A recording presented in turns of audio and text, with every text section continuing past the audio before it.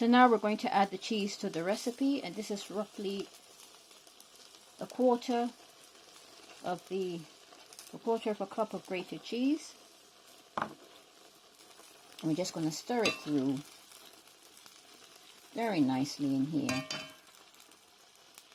And doesn't this look lovely? And it's just going to be lightly mixed through.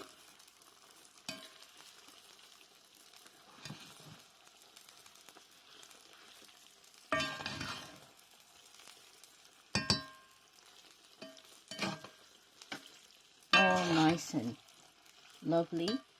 And we can add a bit more garlic.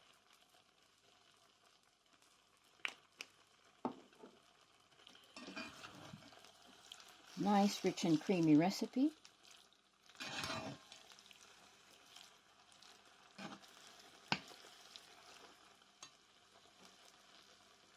And there it is right there. Nice and lovely creamy kale mac and cheese.